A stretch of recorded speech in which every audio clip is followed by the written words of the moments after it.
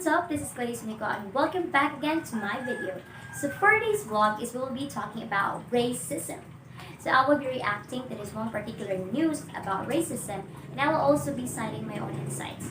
So if you're interested then just keep on watching, but before that, please don't forget to subscribe, like this video, and please click the notification bell so that you will be notified in my next videos.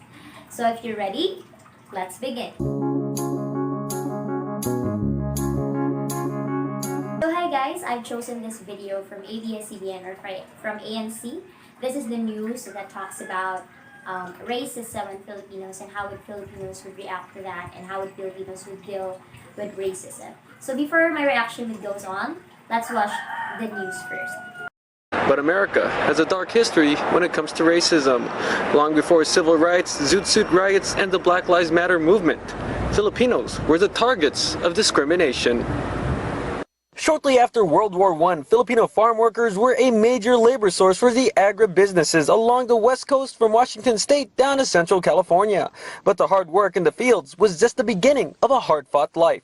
White people accuse them of stealing their jobs and stealing white women for dating white women. And there's a lot of sentiment, especially during that time, against anti-foreigners and Filipinos because they were coming in large numbers at the time. They were the number 1 targets in California for a time. These early century OFWs would meet and mingle with white women at taxi dance halls. The 2006 Black Eyed Peas Bebot music video depicted the taxi dancers, while Apple Diap and Fergie made them look festive. The history was bloody. The sentiments eventually sparked the 1927 Yakima Valley, Washington riots. These old newspaper clippings show how the Ku Klux Klan organized to drive Filipinos out of the area. It continued into the next year in neighboring Wenatchee Valley. Riots. In 1930, an attempt to shut down a taxi dance hall turned deadly when a Filipino man, Fermin Tobera, was shot, leading to a 5-day riot. At around the same time, the Filipino Community Center in Stockton was bombed. I think it's buried a lot. Sometimes you'll see it popping up in ethnic studies classes, but that's if you have the privilege to go to college. It's not taught in our educational systems. There's been some campaigns to kind of change that. Eventually, the lifting of anti-miscegenation laws, along with a push for worker and civil rights, Filipinos have been welcomed to the country and have become a growing segment of America's diversity. Almost 100 years later, and isolated cases of racism against Filipinos still pop up, from a vandalism incident in Stockton to online viral videos where Filipinos and non-Filipinos go at it. But if there's one thing that these moments have taught us, is that Filipinos have stood strong in the face of adversity.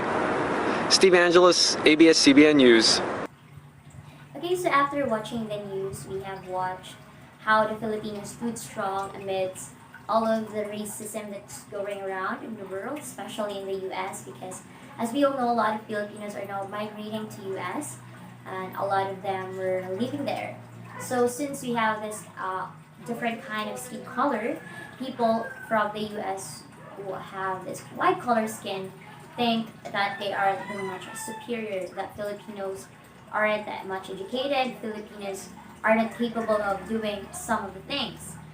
And still, even though it's we have this kind of racism in our nationality, in the tribe where we came from, and the culture that we used to have, still Filipinos stood still and stand strong, believing that whatever you could have, it doesn't limit your capabilities.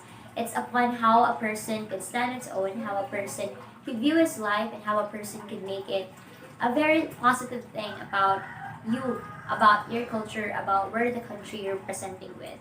So, as part of our from the Philippines, really stood tall in believing that capabilities are not limited to what skin color you have. Capabilities are not limited to what physical features you have. Your capabilities is upon what you can do to yourself and the positivity that you foster for others, and the things that you believe for the development of the society and living the dream, not just for yourself but for the people around you. Loving the things that we have, loving the culture that we had and we used to have, is still the evidence says that we are standing tall and believing that we are much more than our skin color, we are much more than our physical features. And that is one of the most important. Hey guys, I'm done with my reaction video about the news that was about racism. And I've explained to you my own insights about it, and I explained to you my own understanding about it. So I hope you guys understand what I'm talking about in this video. And thank you for watching. See you next time. Bye bye.